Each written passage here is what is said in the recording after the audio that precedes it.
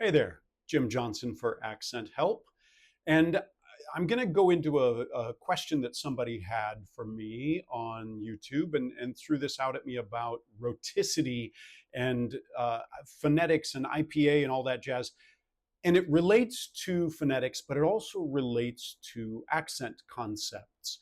So it's really helpful, I think, especially when you're thinking about something like Southern accents, something like a Texas accent where you have a harder R sound. So don't get thrown by the phonetics and realize that the phonetics are always trying to express an idea. So what this person was asking was really about the fact that there are two phonetic symbols where there's a little diacritic, and a diacritic is like an adjustment symbol. There are two symbols where there are very commonly, they add this little diacritic that means rhoticity, which is like the R-ness, the essence of R.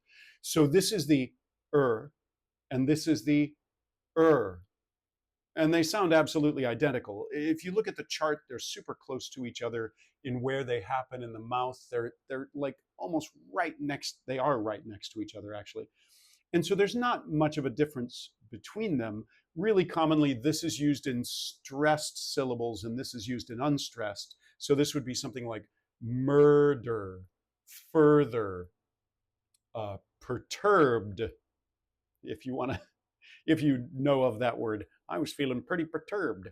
So what's going on with this is this person was asking, well, why do we only use them with those? Why don't we use them on some other symbols like the ah sound, as in father, as I commonly pronounce it? Why not just put that on there? And the one specifically the person then went on to say is this one, as in dress, eh.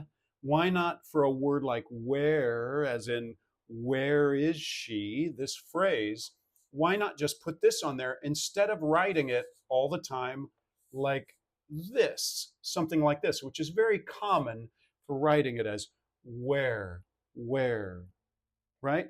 So this person was asking about why don't we just put it there? And I I had a brief period of time I flirted with adding rhoticity right directly to the vowels, the vowel symbols like this, farther, right? To think of it as that, far. Well, I have a little bit of an issue with that in some speakers because what happens is in a word like farther, or let's say start. So in start, for many speakers, myself, when I'm doing something that's less Iowa, I'm originally from Iowa, when I'm very Iowa, maybe I verge on doing this, but I still say it with this stronger R after it. An even stronger R would be this, right? So this one that's a turned R is a stronger R. Again, don't get thrown by the IPA. Let's look at concepts here. This is a stronger R. I might call this a harder R, where there's more R quality, commonly used before a vowel, as in red. This commonly used after a vowel, as in letter. So this is kind of a harder R, if I dare use those descriptives for it. And this one's a little bit of a softer R.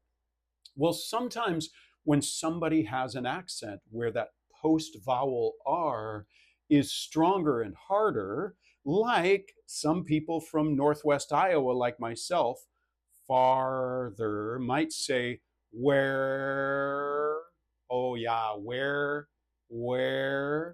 And I might actually be saying it with this stronger, harder R here after the air, where. So maybe what follows it is this. And the quality of that R, what it can do is potentially pollute backwards into the vowel. Now, if I tend to do a lighter R, where, then the vowel will tend to get to exist for a moment before the R quality feeds itself into it. Where. That easier transition. If I'm doing a stronger R after it, something like a Texas accent, where, I think I may be putting some rhoticity onto that vowel as I'm making my way onto that stronger R. But if I don't follow it with that stronger R, I don't think it's best represented by putting rhoticity on it. So that's why I would say to this person, I don't think that it's appropriate to commonly write it as R, air, or with the R, with that rhoticity symbol right on the vowel that represents the initial sound in the vowel portion of that word. I think that's problematic because that's what tends to happen when the R has a stronger quality and actually pollutes back into what comes before it. So again, don't get thrown by the phonetics if that's overwhelming for you. It's a communication tool. And even beyond being a communication tool, I think that it's potentially a conceptual tool.